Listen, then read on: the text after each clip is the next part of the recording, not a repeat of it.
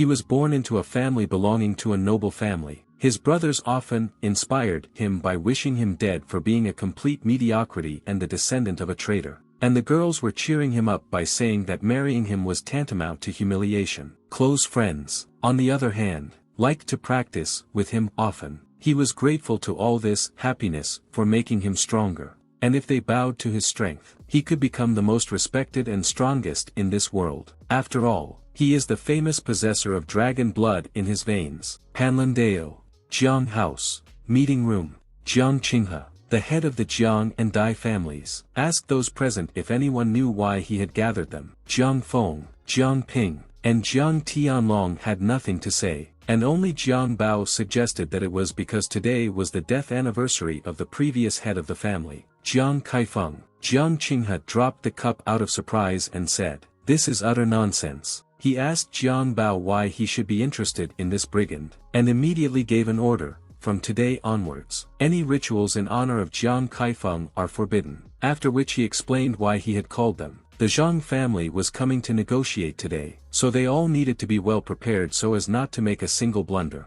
After a while, somewhere in the forest, a young man sat at his father's tombstone and talked about the fact that in the past year, the latter had ruled the fates, and had given his all for the good of the Jiang family. Today is also the anniversary of his death, but no one can hold rituals in his honor and it was unfair. He admitted that he can't do anything because he has no way to get his family back on their feet and so far he has been ostracized, and so he cannot complete his father's path, which he considered a disgrace on his soul. Suddenly footsteps were heard and a new shadow appeared at the grave. Turning around, the young man saw that Jiang Ping had approached him, after which he immediately bowed to the grave. Jiang Ping began to tell his uncle that he remembered that day well as if it was yesterday, and the young man wanted to thank him for his kind words to his father. But suddenly, Jiang Ping said that Jiang Kaifeng would not be able to atone for his atrocities even with his death. He explained that such a thief did not deserve all the favors brought to him, and destroying the offerings said Kaifeng completely destroyed the reputation of the Jiang family. Seeing this, the young man couldn't contain himself and angrily began to gather energy, and wrapped his fist in red energy and aimed it straight at the man's face. But suddenly, Jiang Ping was able to grab his fist and began to mock his bloodline. Then summoning the power of his bloodline he shouted that he was a wild descendant of cows, and squeezing the young man's hand harder, he said that without the support of his favorite daddy, he was nothing.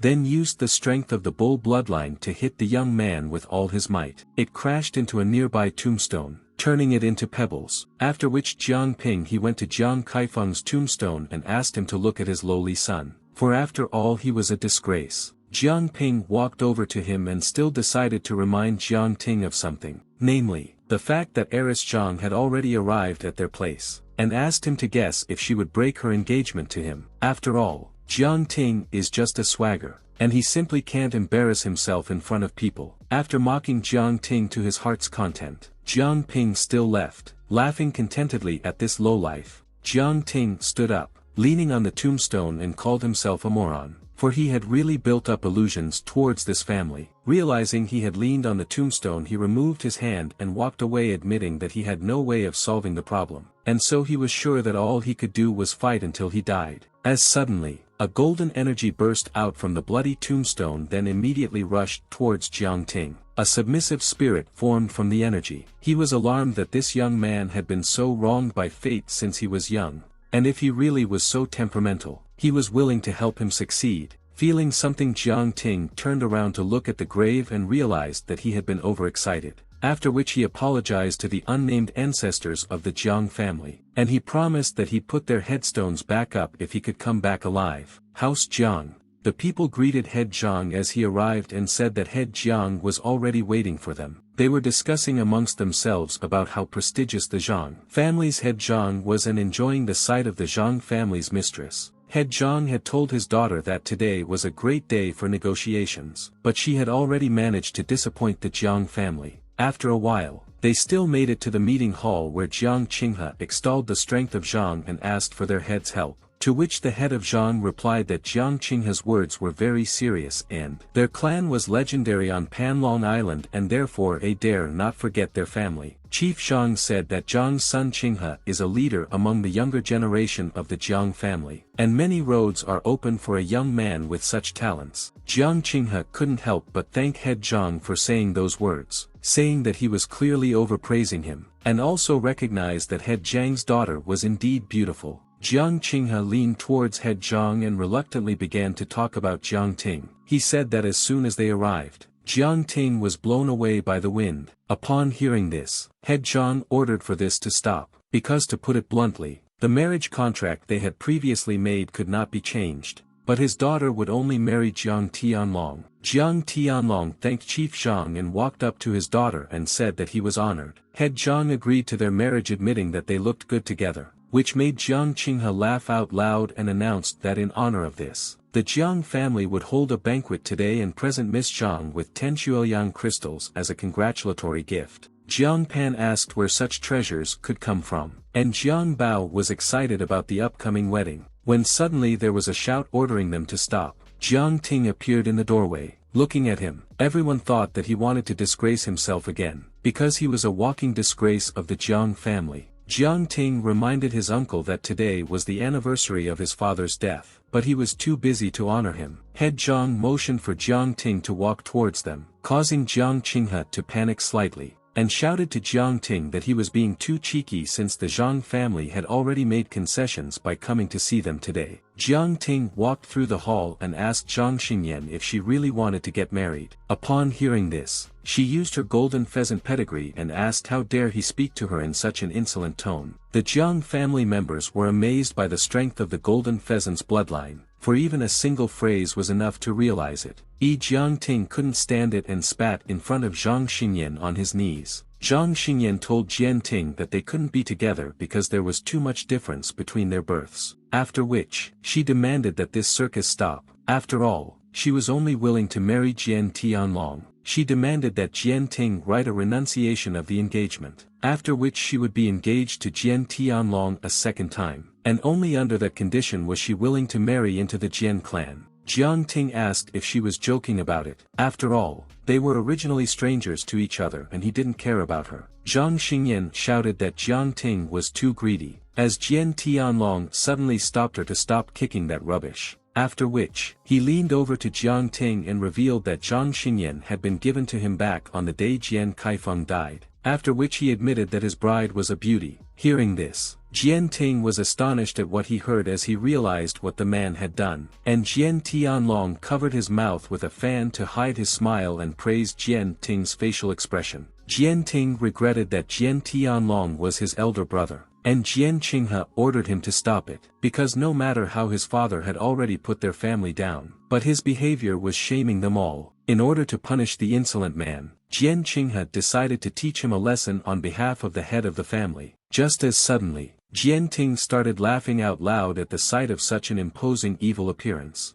Today was his father's anniversary and he had gone to the cemetery to honor his memory while they couldn't even show a little humanity. Jian Ting shouted that the latter keeps trying to bully him, using force for personal gain, and while the other sons humiliate him by shouting oxygen, he just watches it all. And also, Jian Qinghe was the one who managed to destroy their family in a year, as well as the foundation that his father had built for so many years. Pointing his finger downwards, he said that this alone was the entire strength of Jian Qinghe. Jian Tianlong ordered his brother to stop talking rubbish, but he immediately ordered him to shut his mouth, for even he didn't have a drop of kindness in him. Head Zhang coughed loudly to stop the strife, and said that they had chosen a bad time to visit, and therefore another day should be set to discuss the engagement, then departed with his daughter. Jian Ting was about to leave the hall after them, but Jian Tianlong ordered him to stop, because he was not allowed to leave, to which Jian Ting replied that if their father had something to discuss with him, he would find him,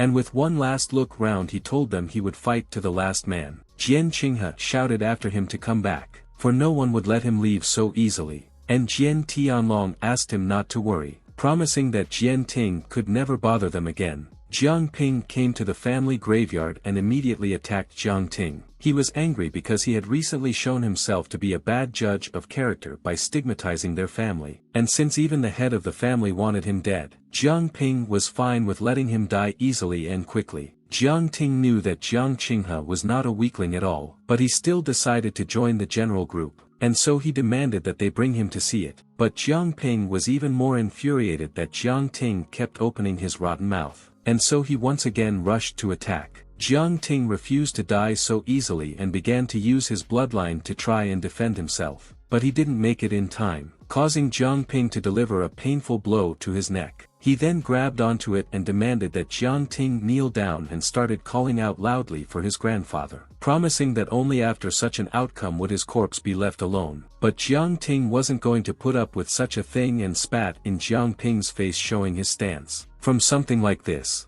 Jiang Ping wasn't going to give Jiang Ting a chance anymore, and told the man, face for face. After that he kicked him and said that he would kill him and then jump on his corpse until he got bored. Being sent flying, Jiang Ting was still able to regain his balance and get to his feet. Then he gave Jiang Ping the middle finger and told Jiang Ping that he was just like his father, preferring to play rather than fight. Jiang Ping was offended by such words and immediately summoned a bull, trying to destroy Jiang Ting with a single blow. Jiang Ting had been waiting for this moment, and was already preparing to put his life on the line to take his chance. Then the bull still crashed into him, creating a large dust cloud. After dealing with Jiang Ting, Jiang Ping began to scoff at just how crazy this brat was. Just as suddenly he noticed out of the dust cloud something flew out, rushing into the air, and with a little closer look, he realized it was just a distraction. Immediately afterwards, Jiang Ping looked at the dust cloud, but it was already too late, as Jiang Ting had already gotten close to him and was about to end this fight. Suddenly, many chains flew out of nowhere in an instant, wrapping around Jiang Ting. As it turned out, Jiang Ping didn't dare to go on his own even to this weakling, and so he decided to back up. Needing Jiang Ping's hand, told Jiang Ting that this dirty dog would have to stop the blood loss as well. Jiang Ping said that Jiang Ting was just a liar, for if his clan was as strong as he believed, he wouldn't be able to stand in his way. After which, Jiang Ping brought his finger towards Jiang Ting, creating a cut, surprising him, for Jiang Ting realized that he could no longer change his blood. Jiang Ping said that he didn't have the mood, hence he would straighten him out rather quickly, and getting to his heart began to laugh, mocking him, for the heart in his hand was so soft, and he could take his life with just a little squeeze of his hand. As a friend in Jiang Ting's head a voice sounded. It asked if he understood his strength, to which Jiang Ting replied that he did, but its price was too high. After which, a voice rejoiced at this and Jiang Ting shone with a golden light, rousing the surrounding people, and a moment later exploded with power, freeing himself from his restraints and scattering his opponents. He pulled down his headband, straightening his hair, and the spirit of his ancestor appeared above him, a golden dragon resting on his shoulder.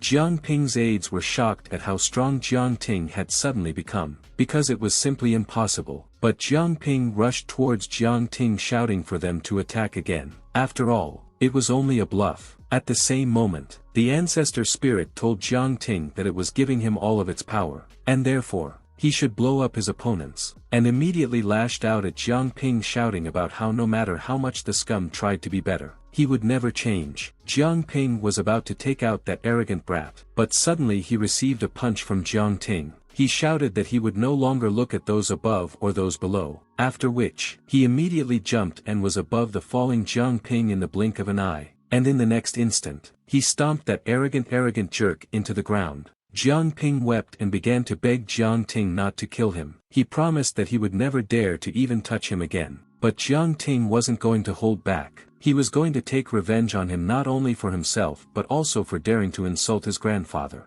Jiang Ping's aides were astonished that he had been defeated by a pathetic scum, and therefore immediately gathered to flee the battlefield and report everything to Jiang Tianlong. A red dragon silhouette formed behind Jiang Ting's back, and he said that it was now his duty. Jiang Ting grabbed Jiang Ping by the hair and dragged him to his father's grave and demanded that he apologize to his father. And Jiang Ping, unresisting, bowed before the grave, and admitting that he was wrong, he began to ask for forgiveness. Then Jiang Ting ordered that he tell his fraudulent father that he would soon regain everything that rightfully belonged to him. Jiang Ping agreed and immediately ran away from this place. but only when he stepped outside the graveyard did he shout to Jiang Ting not to be so arrogant, or else he would personally wipe him into powder. The ancestor spirit was frustrated at how useless the Jiang family's heirs were, as they were completely failing to utilize the opportunities available to them. Just as suddenly, Jiang Ting bowed to the ancestor and thanked him for this rebirth. He vowed that if necessary, he would go through fire and water,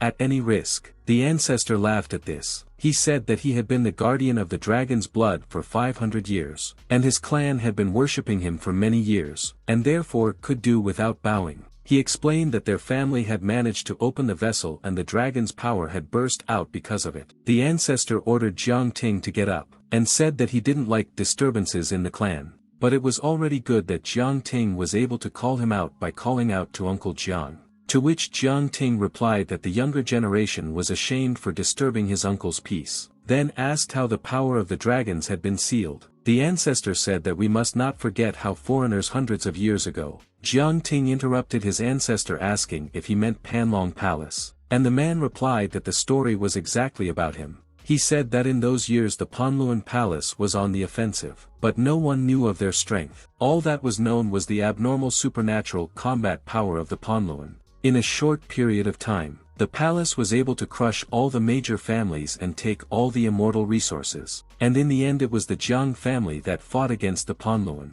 The Kowloon used force and at first won the battle. At that time, the ancestor was at the peak of his power, just one step away from immortality. He was confident that he could destroy Kowloon, and so he risked everything and came to the Jiang family's graveyard in search of an ancient burial site. He was very nervous, but he managed to find the ancestor and recklessly awakened his spirit, and despite the inhibitions, destroyed the physical body and sealed the spirit in that place. He fought without fear of dying, but the outcome of the battle was still unknown. With this story, Jiang Ting was still convinced that all those legends about the dragon power flowing in their veins were true. Afterwards, the ancestor personally confirmed it. He admitted that after realizing the full power of the Jiang family, he had hoped for a victorious outcome. Jiang Ting said that the one who kept the power of the dragon's martial strength was now living in the Panlong Palace, and his father realized this, and even though he was also its bearer, he was not a true dragon, and even so, he was a genius of his time. His father wanted to reclaim what was rightfully theirs, but he was injured by Kowloon's men, causing him to become infamous.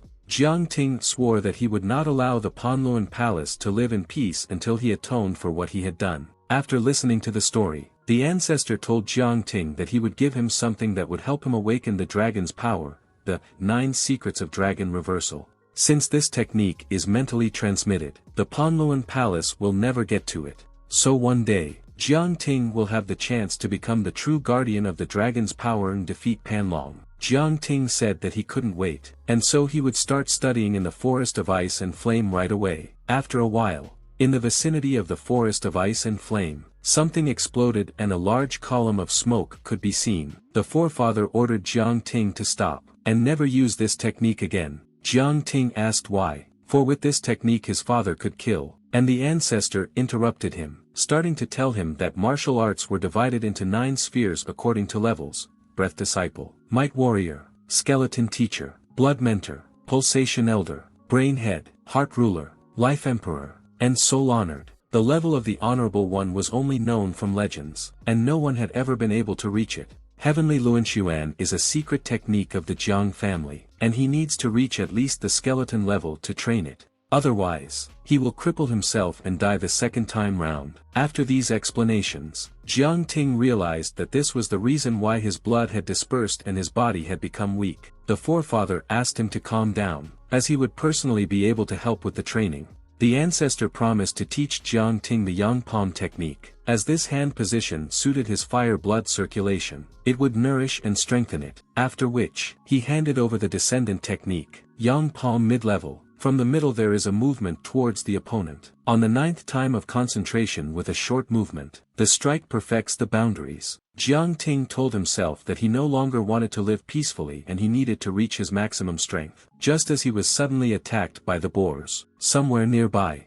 the girl told her brother that on the next hunt she would not let him miss such prey, and he agreed. for Yao Shan was the ruler's favorite. The girl asked Yao Shan if it would be dangerous this time, and the latter asked Xiao Nian to be quieter. Just as suddenly lightning smelled something and immediately ran deep into the forest, and the girl ran after him. Meanwhile, Jiang Ting was already meditating and saying, 9 transformations are 9 changes. I turn into a hermit and, bathed in blood, awaken the true dragon. Finishing the meditation, he was very happy with the result, for he had been able to overcome 3 levels at once. The ancestor explained that it was his nature to do so, as the 9 secrets of dragon reversal was the main technique for their kind, and it was peerless. Jiang Ting admitted that his speed was even too fast, and said that he needed to be even-keeled. After all, the enemies around the forest were quite weak, while at the same time, it was unknown what was deep within the forest. Just as suddenly a dog came running up to him, followed by a girl who happened to hear that he was going deep into the forest. She explained that he would encounter many things unexplained, and therefore, it was dangerous for him to go alone, after which she offered to keep him company. Jiang Ting thanked her for the invitation as suddenly the rest of her group reached them and their chief turned to the girl named Xiao Nan and said that they had enough people on their team. However, he didn't mind taking another man at all, provided, of course, that he knew how to hunt, which made his attendants start laughing.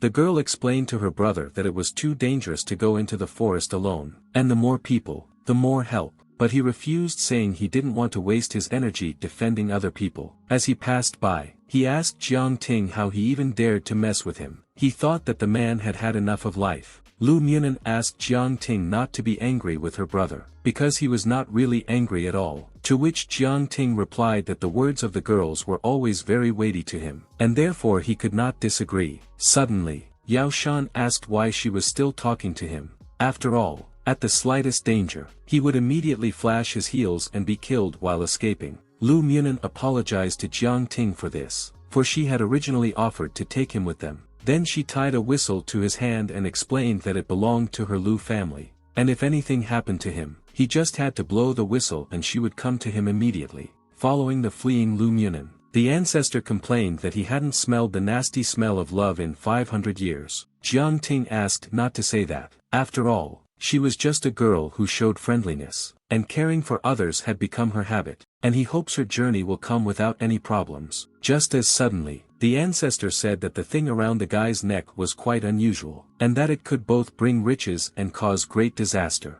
Jiang Ting said that it was time for them to go to the forest of ice and flame as well, and the ancestor asked him to hurry up, because a lot of spiritual energy would be expended, and he might not be able to endure it and fall into anabiosis. A forest of ice and flames. Jiang Ting chased after the fire wolf and shouted for it to stop, after which, he used Yan's palm, releasing a ball of flame from his hand, but suddenly the wolf turned to ashes in an instant, and so he asked how such a thing had happened. The ancestor explained that his blood and the forest wolf's blood were incompatible, and even 5 strokes of the yang palm would be enough to wipe it out. Suddenly, Jiang Ting noticed something strange left of the wolf. The ancestor told me that it was a Yaodan pill, a pill of immortality. Any evil beast that lived to a certain phase would accumulate energy in its body and produce Yaodan inside its body, but a person cannot directly absorb it inside his body as the consequences are scary to even imagine. Turning around, he was amazed that, having not listened to the story to the end, Jiang Ting had already eaten this pill. Suddenly, his body began to be enveloped by blue energy, which was quite strange. The ancestor recognized that although the Yao Dan itself was extremely strong and a mere human would not be able to refine it, but the abilities of Jiang Ting's body were truly unimaginable. Suddenly, a loud howl was heard from afar, and Jiang Ting immediately realized that it wasn't for nothing. In the icy part of the forest, the ice wolves had already massacred some people and were already heading towards the remnants of the squad. The frightened Yao Shan shouted that he didn't want to die here from the wolves, and after a moment, he came up with a plan. He raised the blade to Lu Munan's neck, and when asked what he was doing, Yao Shan called her a stupid mumbler and ordered her to stay here as bait, and if she tried to cheat, he would personally cut her into pieces. He was glad that even though this pack was strong, they weren't paying attention to him, and since they were focused on this idiot, he had a chance to escape. Thinking about it made him laugh. He couldn't wait any longer for those wolves to devour her. Then he ran as far away from them as possible, shouting to Lu Munan that he would tell Lu's family about her brave death. suddenly something happened that none of them expected. Jiang Ting jumped out of nowhere and used his yang palm to sizzle one of the wolves. Lu Munin thanked Jiang Ting for saving her, and he asked her to hide behind him. Yao Shan was angry that a mere servant girl was honored to be rescued and shouted to the wolves to deal with this disgraceful beast right away. Jiang Ting asked the ancestor why those wolves were staring at Lu Munin, but the ancestor didn't answer. He realized it was as if the wolves were under hypnosis and remembered an ancestor saying something about disaster. He asked Lu Munin what had happened here as she suddenly shouted for him to be more careful, and they were simultaneously attacked by all the wolves, from which Jiang Ting immediately used his bloodline power and tried to cover Lu Munin. Frightened by what she saw, Lu Munin fell to her knees and Jiang Ting asked her not to be frightened by it as it was all him. The wolves weren't going to stop and began to chew through the dragon. In a moment they were already gnawing on his hands, which made him realize that these wolves would stop at nothing. Lu Munin thanked Jiang Ting for his help, but admitted that she couldn't watch him get killed, and since it was her that the wolves wanted, she would give what they wanted. Lu Munin got up from the ground and told Jiang Ting that he must definitely survive, and immediately ran away, from which the wolves detached themselves from Jiang Ting and rushed towards Lu Munin. But moments before the bite, Jiang Ting lunged forward and immediately grabbed Lu Munin. Then he pulled her close to him and put his arm around her, telling her not to run away, and the wolves once again began to claw their fangs and claws into Jiang Ting. Yao Shan, who was watching from the side, couldn't wait for both sides to weaken, because then he would be able to take away Yu Yao's vessel unhindered. Jiang Ting was trying to understand why the wolves kept trying to chase after her. He realized that he had missed something. Lu Munin began to beg Yao Shan to save Jiang Ting while she would distract the wolves from him. Hearing about Jiang's distraction, Tin had a flash of light. He realized that it was the ancestor who had talked about how it was the amulet that could bring disaster, and realized that this fatty had originally plotted his intrigue. Yao Shan refused Lu Munin as he thought it was a joke, and reminded her that his life was more important than this brat. Suddenly, Jiang Ting used the 9 secrets of dragon reversal, unleashing the power of the bloodline, after which, the red dragon scattered the surrounding wolves in the blink of an eye. Yao Shan was surprised by what he saw, for the blood that was just now gushing from Jiang Ting's wounds suddenly stopped. Jiang Ting told Lu Munin that they would break through, and asking her not to move removed her amulet, after which he tossed it aside, getting rid of the wolf problem. Following the amulet, he threw the blade, shouting to Yao Shan that it was now his toy. A moment later, the blade nailed the amulet to Yao Shan's chest. Yao Shan was shocked by this. He shouted to Jiang Ting that he would regret if he killed him. After all, he is the main heir. After which, he looked into Jiang Ting's eyes and realized that this person's gaze was far more terrifying than some wolves. Yao Shan said that he was an heir from the famous Yao family of Jihua, and they could not do that to him. After all, if a single hair falls from his head, they will die a painful death. Hearing this, Jiang Ting disregarded his origin and said that he was from the Jiang family. After that, the wolves still jumped on their new target, preparing to take her life. Yao Shan demanded of Jiang Ting with Lu Munin that they save him, otherwise he would take revenge on them for it. But when they were about to leave, he started begging them for help, screaming that he was wrong. On the way away from the battle site, Lu Munin asked Jiang Ting to let her go. After that, she started to apologize for causing him to get hurt, but he asked her not to worry about it. Yao Shan could hardly survive in the wolf's jaws, but if someone threatened her, let her say that Jiang Ting killed Yao Shan. He explained that he was going through a bad time and therefore had no reason to be happy as it was, so he wanted to at least see her off. He pointed out the way out of the forest, and since the danger was over, he bid her adieu, and Lu Munin promised him that one day they would definitely meet. Meanwhile, at the Jiang family cemetery, Jiang Tianlong's followers informed him that Jiang Ting was nowhere to be seen. Jiang Ping told his brother that Jiang Ting couldn't have run far away, but the latter had to disagree since he wasn't here after all, and since that was the case, he had a way to make Jiang Ting look for them himself. He suggested that the brothers destroy the cemetery. Back at the cemetery, Jiang Ting was amazed at what he saw and knelt down to beg forgiveness from his father and mother. After all, they had dared to abuse their grave, and so he was not going to let them live. After a while, Jiang Bao, who was on guard, saw that Jiang Ting had decided to come after all, and blocking his path, he decided to give advice to Jiang Ting, namely to stop where he stands. But Jiang Ting was clearly not in the mood, and so he asked Jiang Bao to get out of the way. Jiang Bao took off his hat and apologized to Jiang Ting using the panther pulse. After which, he threw aside his hat and immediately lunged at Jiang Ting. But Jiang Ting was easily able to block Jiang Bao's attack, and using the power of the bloodline he threw him away, once again ordering him out of the way. Then he told Jiang Bao that the latter was capable of more, and his father justifiably valued him. But Jiang Bao was not going to stop and once again asked Jiang Ting to stop, because he should know that this was a trap and there was no way he could survive. He advised him to wait for Jiang Yang and Jiang Zi to return, and only then fight them, to which Jiang Ting replied that it was too late, and that he couldn't call himself a man if he couldn't put an end to the perpetual bullying. Looking at the back of the receding Jiang Ting, Jiang Bao rejoiced at the strength the young master had been able to gain in just a few days, but unfortunately, it was clearly not enough. Meanwhile in the city, one of the guards asked why they had to guard Jiang Ping, after which the second guard called him an idiot, because it was logical that he would come after him first, and they would not leave Jiang Ting alive. Jiang Baihe sobbed sitting in front of his son. He was thinking about how to help him as his wounds were still not healing, and Jiang Ping began to reprimand the one for sobbing like a girl. After all, he was still alive. Jiang Ting suddenly shouted to Jiang Ping to meet him, which made Jiang Ping smile, because Jiang Ting had come right into the trap. Suddenly, Jiang Ting used the piercing the door guard using that exquisite sun's fist, and began to taunt the guard who thought he could defeat him, after which, he turned to Jiang Ping and said that today he would end this once and for all. But Jiang Baihe complained to Jiang Ting for what he had done to his son, and now he dared to break into their house, so he rushed over to Jiang Ting,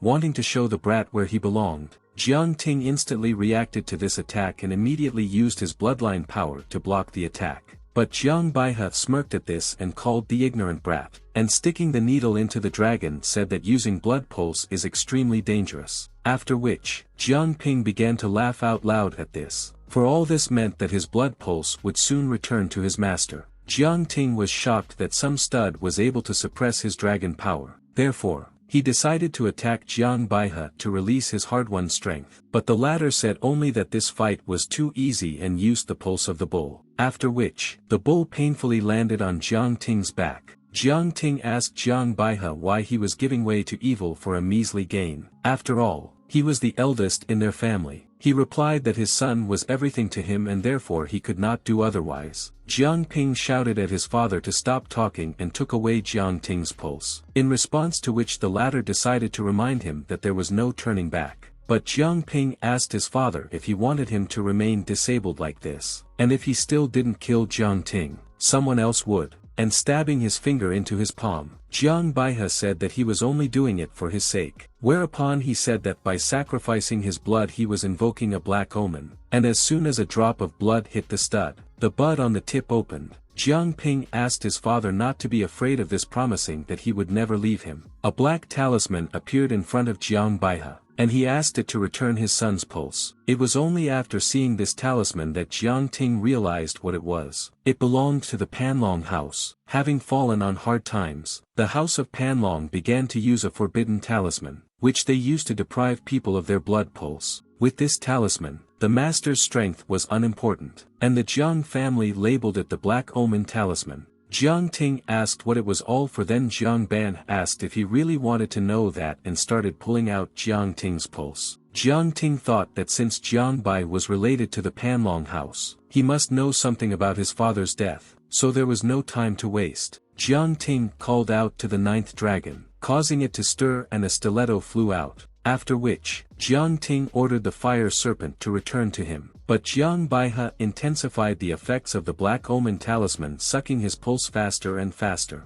But because of this, his pulse started to get sucked in as well. Jiang Ting told Jiang Baihe not to do that, otherwise his pulse would disappear too. He said that Jiang Ping's strength was not worth it. Jiang Ping said that Jiang Feifeng had oppressed them, and now the hour of reckoning had come. He shouted that it would be a mercy to kill him, but unfortunately in his death a pulse would also be lost. To which Jiang Ting replied that it was his own fault, as he continued to hide like a coward, like a lowlife hiding behind other people's backs. Jiang Baihe ordered Jiang Ting to surrender, for there was no point in him fighting. He explained that when his son became stronger, the whole island of Kowloon would obey him. But Jiang Ting ridiculed him. He said that it won't happen since Jiang Ting is just a weakling. Jiang Baihe ordered him to shut up. He said that Jiang Ting had no right to talk about him, and therefore he should just die, saying goodbye to his pulse. Suddenly, all of Jiang Ting's pulse had already almost come out, causing him to scream loudly in pain.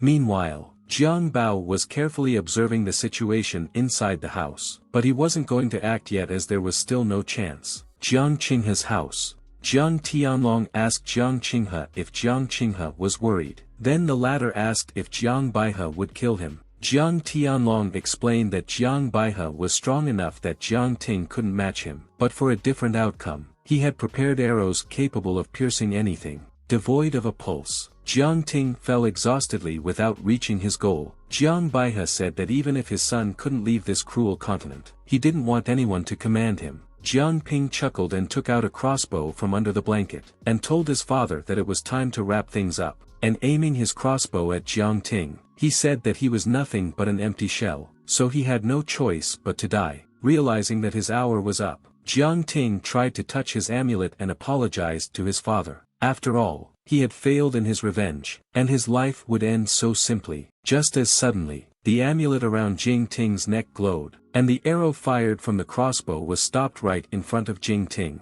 Jiang Baihe and Jiang Ping were shocked by this. They couldn't understand who had repelled the arrow. Suddenly, the arrow that had stopped at the barrier turned around and aimed straight at the talisman, from which Jiang Baihe, who had not been able to react in time, was stunned due to the victory being snatched from his hands. Jiang Ping couldn't believe that destruction was even possible, and Jiang Baihe fell to the floor exhaustedly. He shouted to his father that the talisman was too valuable and therefore needed to be restored, but he apologized to his son. He told him that the talisman could not be restored, and since it was weakened he would not be able to help. Jiang Ping was angry because he could no longer recover his pulse and started firing at Jiang Ting. But this time, the arrows that collided with the barrier were destroyed. Immediately after that, a beam from the sky struck Jiang Ting directly, and the voice that came along with it informed everyone that Jiang Ting was the true head of the family, and people like them will never kill him. When Jiang Bao heard this voice, he smirked as this voice was familiar to him. Jiang Qinghe said that it was Jiang Kaifeng's voice, and Jiang Tianlong since he had prepared to kill Jiang Ting, but he somehow escaped. Their plan has failed, but since Jiang Ting hasn't reached the master rank, there are still many ways to kill him, but now it's best for them to lay low. Jiang Kaifeng asked his son to wake up, and he recognized the voice and replied that he could hear it, except that he no longer had a pulse. Jiang Kaifeng ordered him to look at himself. He asked if Jiang Ting had forgotten what he had been taught, and Jiang Ting replied, "Fulfill what he promised. Never give up, keep his word and do no harm." Jiang Ping walked up to Jiang Ping and called him lucky. After all, he was a young master with a useless pulse, and even so, he manages to survive when his life is on the line. Jiang Ping sobbed and asked him why he was so unlucky. Suddenly, a knock was heard and Jiang Bao flew into the room through the door, who immediately knocked Jiang Ping to the ground, saving Jiang Ting. He reminded Jiang Ping that he had angered the ancestors, so he should stop shooting and wait for the head of the family to arrive. After a short time, the clan members who were nearby gathered in the room to discuss what had happened, namely that Jiang Ping had abused the tombstone of Jiang Ting's parents. Jiang Ting had come to take revenge on him, and even though he had come to his death, he had survived. After a while the head of the meme still came to them, and all bowed down to him. Upon seeing him, Jiang Ping immediately jumped up and started asking him for help, but the latter only told off Jiang Ping for what he had done. He asked if he could fix it, and Jiang Ping shouted that it was because they had all deserted him, and he was ordered to. Suddenly, Jiang Tianlong hit him with a fan and ordered him not to make excuses. Jiang Qinghe explained that his insolence had angered his ancestors, and Jiang Baihe had not only failed to raise a worthy heir, but had also contributed to the most heinous of crimes, and would therefore be stripped of his privileges and imprisoned, which Jiang Bao called a very wise decision, and the rest of the clan members also supported it. Jiang Qinghe revealed that the situation in their family was extremely troubling. and since they had all seen what inaction led to, he no longer saw the point in delaying the duel. He announced that the duel would take place in 7 days' time, and Jiang Ting, as the young master of their family, would participate in it. Jiang Bao asked the former head not to allow the young master to participate in the duel, to which Jiang Qinghe replied that the young master himself felt it was necessary, otherwise he wouldn't have a chance to prove his strength. Jiang Ting thanked him for the invitation and proudly accepted it. Jiang Ting chatted with his ancestor at his parents' restored tombstone. Pre-Dok assured Jiang Ting that he should refuse to participate in the duel, and Jiang Ting couldn't understand why he should refuse. He asked if his pulse was gone forever, to which the ancestor replied that the duel was a trap to force Jiang Ting to make a mistake and die. He explained that going into battle was the same as suicide since his pulse had not yet recovered after using the Black Omen talisman on him. Jiang Ting had been told by his ancestor that he would always have the opportunity for revenge, so it was better to retreat now, although he might have had one way. Hearing this, Jiang Ting asked what it was and if he had a chance. After all, he was going to end them once and for all. He shouted that he must not miss the opportunity to defeat them, and therefore must try this method. But the ancestor ordered him to come to his senses, because this method was very dangerous, and Jiang Ting had too little chance of surviving. Jiang Ting told the ancestor that his father still remembered him, and that was why he couldn't deviate from his goal and let him down. The ancestor explained that he couldn't let him die because he had too much invested in him, so he advised him to give up, because the Jiang family couldn't be saved, so it would be better for them to rot away. But without them, Jiang Ting kneeled down and addressed the ancestor again. He said that it was better to die than to live a life of ignominy. Hearing of the descendants' determination, the ancestor trembled. He asked Jiang Ting to remember that death would take everything from him, but he was not going to give up and shouted loudly that he had made the final decision. The ancestor dejectedly bowed his head and told him that since Jiang Ting was so stubborn, then they'll have to make their way to Qiuxiu. After a while, a crowd of people had gathered outside the apothecary, and everyone just wanted to buy purification potions. Qian Duo announced to them that these potions had run out, but they could offer something else. But people demanded the purification potion, for the hour of the duel was already approaching, and so they were willing to pay even double the price. One of the assistants advised him not to miss out on a customer willing to pay double, so Qian Duo asked him to wait while he conferred with his grandfather. On the first floor sat a man pondering the fate of one man, for he remembered his youth, where he too was always getting into trouble. Even though Li Yan thought that person was just another hero, it was still a pity to get rid of him. Just as suddenly, Qian Duo burst into his room asking if the batch of potions was ready, in response to which Li Yan counted him out for entering without knocking. Qian Duo explained that the customers were already offering double payment for the potions and they only needed a small amount, and if they sold to them, Li Yan wouldn't need to worry about retirement anymore. From which Li Yan laughed and said that it wasn't as simple as he thought. But Qian Duo wasn't going to forfeit his profits, so he decided to do everything himself and promised that he would take care of his grandfather himself. But to his dismay, there were no potions inside the potion maker. He was shocked to see that there were phoenix eggs inside. He asked his grandfather why he had turned them into chickens. Li Yan chuckled at this, and asked his grandson to calm down and talk, for these chickens are so nice. After which he explained that he had already ordered the ingredients and that they were promised to arrive in a few days. After which he asked if everyone was here for the blood purification potion, to which Qian Duo replied that there was only one such person. It was Jiang Ting, and he came to get herbs and the elixir of endurance, and afterwards he traveled to the west. After realizing that Jiang Ting had gone towards the wasteland, Li Yan asked why he had gone to such a ruinous place. Qian Duo admitted that it seemed to him as if Jiang Ting was running away from something. As they say, the most dangerous places are the safest. At this moment, Li Yan realized that he had underestimated this kid. After all, he was going to use the wasteland lightning, and he most likely has a master mentoring him, which was very interesting. In the west of the island, there is a stormy wasteland.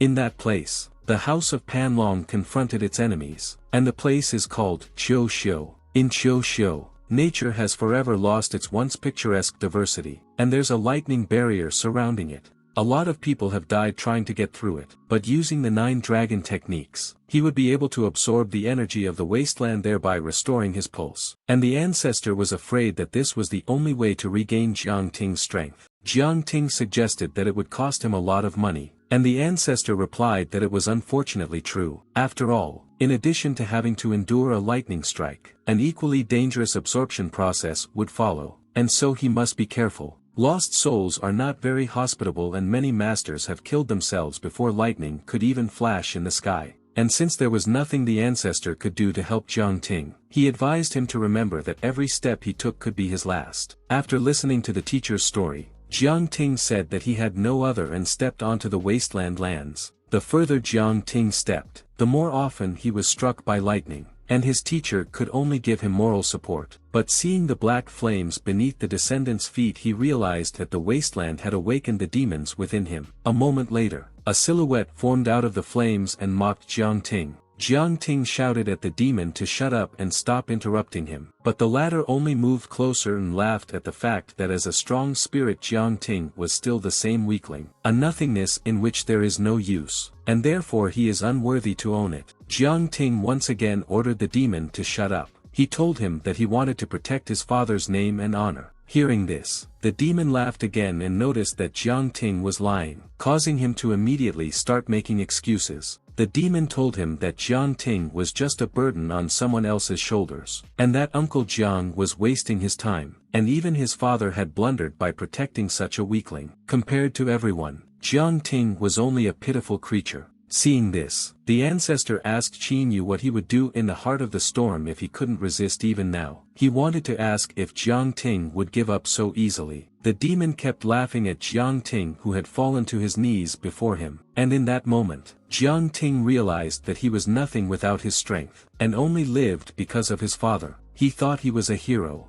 but really only consoled himself with that thought. From what he heard, the demon was glad that he had recognized everything and started laughing even louder. After all, the man in front of him was nothing but a loser. Jiang Ting agreed with the demon for being a solid disappointment, but that's exactly why he has to keep going. For the sake of those who believe in him, he can no longer let them down. He agreed that he needed to apologize to his father, but not now. He had to get up and face his enemies. Seeing Jiang Ting's determination, the demon was disappointed, for there was no way he would give up. The ancestor shouted to Jiang Ting to make it to the heart of the storm, and he would regain his pulse. As suddenly a noise was heard, and turning round, the ancestor was shocked at what he saw. After all, the Shao Tian lion that could only be found in the forest of ice and flames was towering above them. But the strangest thing was that it was here. At the same time, Jiang Tianlong opened the cage with the lion cub, thinking that Jiang Ting was too lucky, for even he couldn't kill it. But some spirit still dared to help such a loser.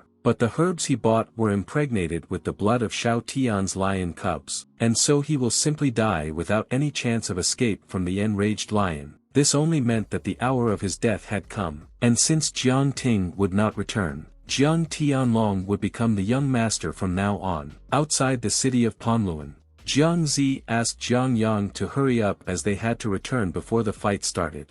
Jiang Yang replied that this was his limit, as he had been running for 3 days and 3 nights. Jiang Zi rushed Jiang Yang since Jiang Bao had warned them that Jiang Ting was now in great danger, and so Jiang Zi couldn't stop worrying about him. But Jiang Yang reminded her that they were strangers to Jiang Bao, and so he was unreliable. Jiang Zi said that they should protect Jiang Ting no matter what, and he asked her not to worry so much, because since they would arrive, Jiang Ting would definitely be safe. Lanlong City, the arena. Jiang Tianhu offered to help Jiang Tianlong with his training, which he couldn't refuse, and thanked him for the opportunity to be trained by someone with such a level. Jiang Tianhu explained that he had returned to see the honorable young master take his rightful place. Many of the people present were already regretting joining the state, because their enemy will be Jiang Tianlong, and the current head is doing everything just to secure his son's position. And all they want is Jiang Ting's death. So the young master's position is Jiang Tianlong's position. Jiang Tianlong thought that the people around him were only having idle conversations, and Jian Tianhe replied that they were just drooling. But only Jian Tianhe would become the young master, and therefore he needed to kill everyone who got in the way. If Jiang Ting wasn't Jiang Kaifeng's son, he would have been dead long ago. Suddenly, a silhouette appeared above the buildings. He asked how Jiang Tianhe dared to say such a thing, and in just a moment, Jiang Yang was right on top of Jiang Tianhe and was about to teach him a lesson, but the latter used the power of his bloodline and was able to block the blow, after which he told Jiang Yang that he was still a reckless brute, while Jiang Zi was becoming more and more beautiful, a truly worthy daughter of their family. Immediately after, Jiang Zi lifted Jiang Tianhu's chin with her foot and demanded that he leave Jiang Ting alone. Jiang Tianlong said, a little embarrassed at how aggressive he was at his appearance. Jiang Zi ordered Jiang Tianlong to stop pretending, for she knows all about his true intentions. But Jiang Tianlong covered his smirk with a fan and suggested that she ask Jiang Ting about everything herself. Of course, provided he could come. People started beating drums announcing the start of the competition, and the announcer shouted that only the best martial artist could win, and therefore the Jiang family's duel would start right now. He, Jiang, who would be their current ruler, he said that today's fight would be truly unique, as all the members of the Jiang family were here to compete for the grand prize of 1,000 spirit stones. The spectators were chanting loudly from such a reward, and meanwhile Qian Duo questioned his grandfather why he chose to watch the competition today. After all, he hates noisy places, but he only ignored him. Jiang Hu used his groundhog blood and shouted out that all the contestants had already gathered and therefore they could greet them. The Jiang family's fight was the biggest festival every year, as one can see the true essence of combat through their battles, and a new generation of the Jiang family has come together to face each other in this fierce competition. And on top of that, young Master Jiang Ting will be joining the bout this year, so they should welcome him as he will be giving the opening speech. But Jiang Ting still didn't come on stage, so Jiang Zi wondered why he still wasn't here. The audience began to ask why they need him, because even the blood flows in the veins of this weakling, and since he ran away, it is better to start without him, as no one cares about him. Qian Duo asked his grandfather his opinion on whether Jiang Ting would come or run away, to which he replied that he wasn't sure, because it would take 2 days to get out of the wasteland and he simply didn't have enough time. The exception was that he could fly, but he himself hoped that Jiang Ting would make it in time for the start. Jiang Hu got excited because the young master hadn't arrived yet, and therefore felt that the reception wasn't grand enough, and suggested that the audience give the young master another round of applause. Suddenly one of the elders slapped his hand on the table and ordered them to stop it, for they had to suspend the feast because of a coward. Elder Jiang Shou thought it was ridiculous that a rude boy like Jiang Ting could become a young master that he couldn't be worthy of. Hence he demanded that the fight start now. Elder Jiang he asked Jiang Shou to wait a little longer. After all, Jiang Ting was their young master and they couldn't just start without him, which made him resentful. After all, he wasn't going to take care of some piece of rubbish, while everyone present was much more competent than Jiang Ting. Jiang Shou recognized that Ling Ling was a strong fighter, but only Jiang Tianlong deserved the right to be a young master. Elder Jiang Yu ordered him to stop this trepidation, for as an assistant, he had dared to reveal his intentions too soon. He said that he doesn't care who becomes the young master, but Jiang Ting is Jiang Kaifeng's son, and therefore he has the right to do so. And if Jiang Shou has any objections, his head belongs to Jiang Yu. Jiang Shou was indignant. He asked if he really meant to say that Jiang Ting could just depend on Jiang Kaifeng for his entire life. The spectators watching the elders began to discuss what was happening, although they couldn't understand what they were arguing about as they were far away, but they had already begun to assume that they were going to give the position to young Master Jiang Tianlong. Jiang Yang was outraged from what he heard. After all, it was unacceptable to take away Jiang Ting's position so easily. But Jiang Zi asked her brother not to be so reckless. After all, they don't know what's going on yet, so they need to assess the situation. And Jiang Yu, the most understanding of all the elders, will not let them do what they want. The spectators were already starting to lose patience. They demanded that they should just bring Jian Tanglong over. Qian Duo realized that Jiang He only supported his son, and Li Yang explained that the young master's position would ensure Jiang Tianlong's own position as head of the family. For the term temporary head of the family had haunted him for quite some time. Many of the spectators who had bet on Jiang Tianlong began to demand that he simply be labeled as a young master, and most of the spectators began chanting his name, and only Jiang Zi shouted to Jiang Ting that he should come back soon. Jiang Tianlong then jumped into the ring due to Jiang Qinghe ordering him to get down from the stage as he is not a young master, and Jiang Shou mocked that Tianlong was better than his father. But he asked his father to listen to him, for that is what everyone wants, and so he declared himself a young master. Suddenly, a melon flew out of nowhere and hit Jiang Tianlong's face, from which they fell silent and looked up, where they saw Xiao Tian's lion that had flown towards them for unknown reasons. After that, some people started to notice that there was someone sitting on the lion, but because of the height, they couldn't see it. On the lion's back sat Jiang Ting, surprised that as soon as he changed sides, the young master repeated after him as well. Jiang Yang and Jiang Zi perked up their spirits seeing that Jiang Ting had come after all. Jiang Tianlong couldn't believe what was happening, because Xiao Tian's lion was known for its cruelty and ferocity, making it impossible to tame. Jiang Ting descended onto the stage, and only then did everyone trust that it was Jiang Ting. He approached the elders and asked if they were going to greet their master, but Elder Jiang Shou hurriedly disappointed him. He revealed that Jiang Ting was no longer a young master. He was not too surprised and offered the elder a fresh melon to Bing Lin, assuring him that it was not poisoned, and the elder reached for the melon saying that bribes would not work on him, and therefore, as soon as the elder's hand was at the very melon, Jiang Ting instantly retracted it and pointed straight towards the elder, screaming that he should still have the face to eat her. Jiang Ting asked the elder if he had decided that Jiang Ting would be the young master, after which, one of the elders ordered Jiang Ting to let the elder go. But he suddenly heard a growl at his ear, from which he immediately fell to the ground and began to beg for salvation. Jiang Ting asked the elders where their arrogance had suddenly gone, and also ordered Jiang Qinghe not to take away his position while he was here. Jiang Qinghe reminded Jiang Ting that he hadn't won yet, to which the latter replied that he wouldn't embarrass them much since there were too many people around, and therefore he hoped that there wouldn't be a next time. Seeing Jiang Ting, Jiang Yu wondered how much he had grown to resemble his father. Jiang Ting thanked Jiang Yu for his trust, and the latter bowed to him in return saying that he was honored to serve the young master. And while Jiang Tianlong was trying to figure out how Jiang Ting was able to survive in the lion's mouth, that one already knew by whom all of this was set up, and so he knew that Jiang Tianlong wouldn't be able to understand what he was going through. Jiang Ting told Jiang Tianlong that he had used quite a few schemes to take away his position,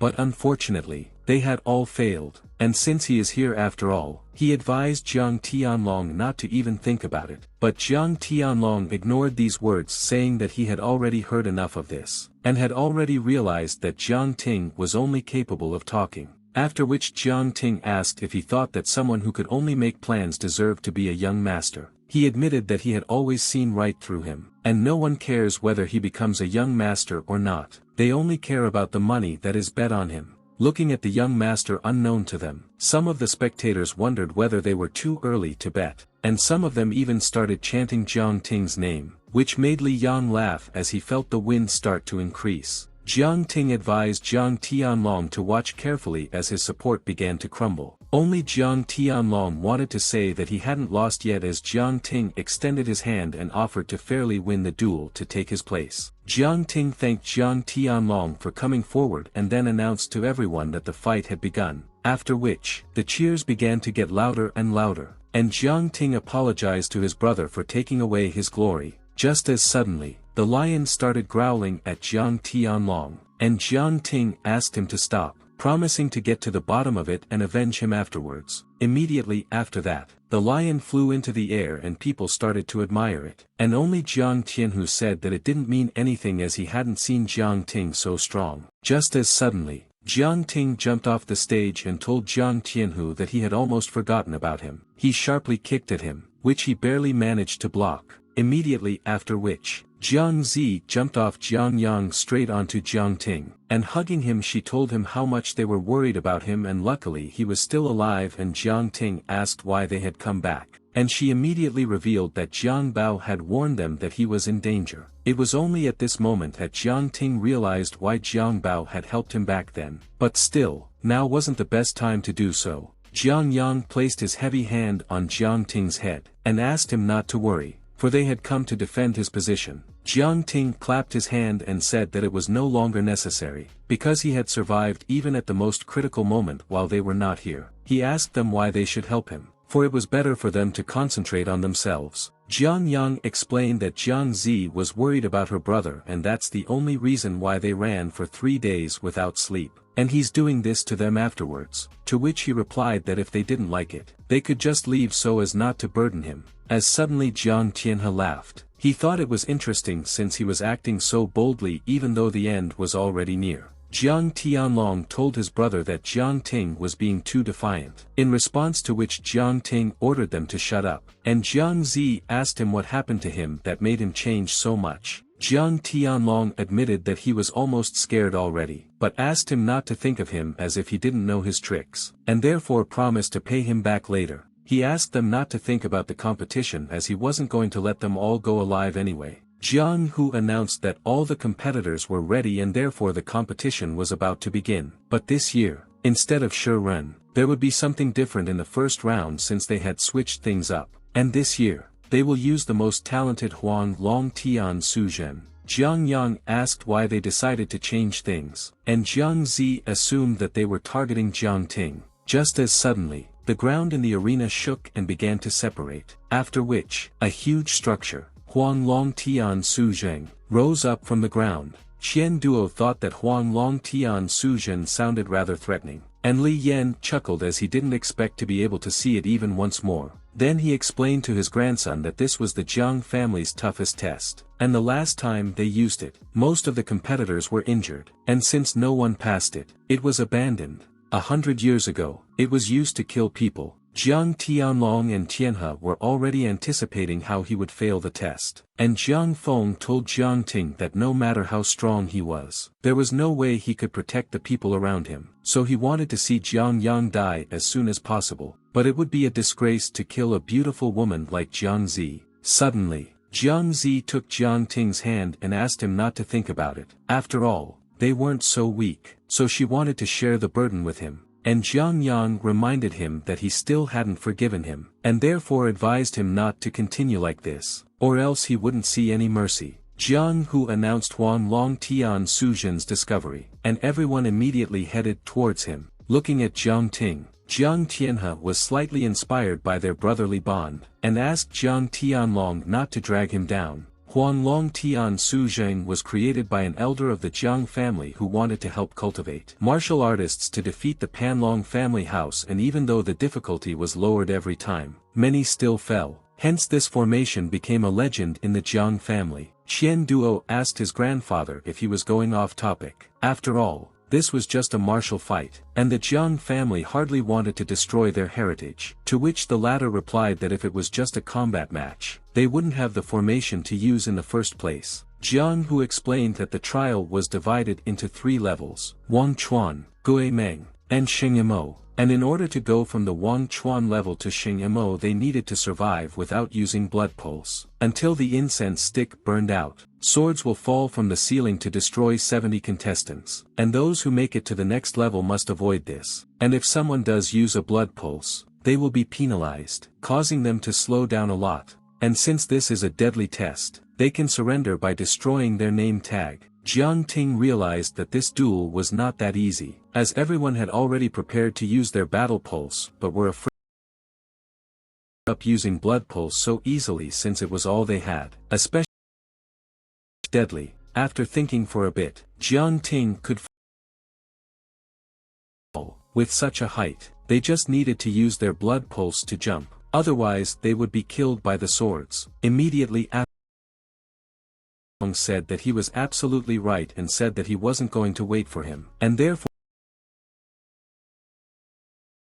suddenly, hundreds of swords began to rain down from the ceiling, aiming straight at Jiang Tianlong and his associates, and Jiang Ting couldn't understand why he had decided to use his blood pulse so quickly. Suddenly, Jiang Tianhe ordered to protect Jiang Tianlong, and several of the participants covered Jiang Tianlong with themselves without a second thought. After which, Tianlong and the others got to the next level by pushing off the corpses. Some of the participants were inspired by Tianlong and decided to try to walk the same way. Jiang Tianlong will be the first to rat, but here and now everyone will be done with it. Just as suddenly, Jiang Zi told Jiang Ting to look at the center of the arena, bringing him out of his musings. A vigilante appeared in the center of the arena who was going to punish the participants for using blood pulse. Then the vigilante began to put the punishment into action, turning the battlefield into an inferno. and Jiang Ting immediately ordered Jiang Zi and Jiang Yang to hide behind him. And a moment later, the entire battlefield was covered in elemental attacks, and Jiang Tianlong watched this from on high, mocking Jiang Ting, who couldn't do anything because of his weak pulse. But to his Jiang's dismay, Ting was easily able to block the Kara with fire without even using his pulse. Jiang Zi took spirit from this, and Jiang Ting explained that this flame was incapable of harming him since his element was fire,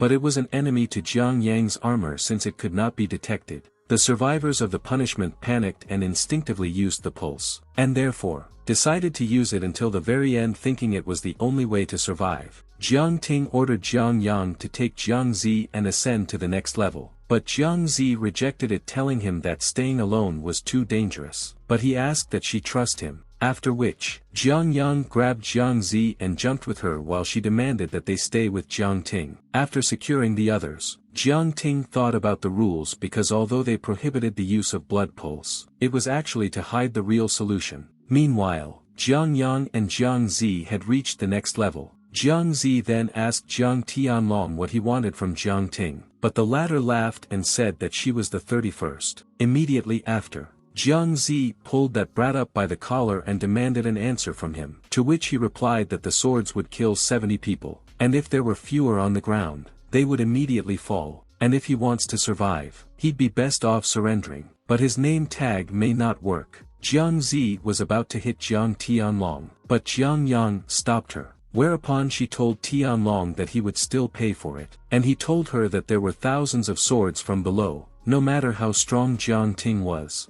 He couldn't wait for this, and Jiang Ting was only waiting for this as he no longer considered it a challenge. That's where I'm going to end it. So guys, if you liked this video and you want part 2, let's get 1000 likes for this video.